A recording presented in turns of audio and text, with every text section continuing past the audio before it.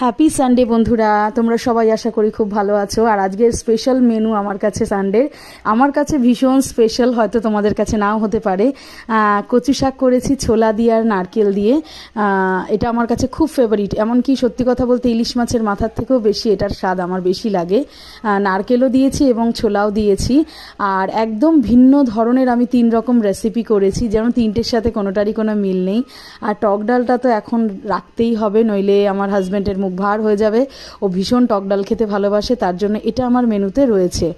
আর টক ডালের সাথে আর একটা স্পেশাল মেনু করেছি, এটা আমার শ্বশুরবাড়ির স্পেশাল রেসিপি বলতে পারো, যেটা আমি বাপের বাড়িতে খেতাম না।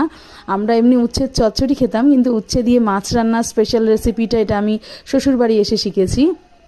তো আমি আজকে তেলাপিয়া মাছগুলোকে একটু ছোট ছোট করে কেটে নিয়েছি এবং মাছ ভেজে তারপরে উচ্ছে দিয়ে করেছি তেলাপিয়া মাছের ঝোল। উচ্ছেগুলোকেও আলাদা করে ভেজে নিয়েছি খুব ভালো করে।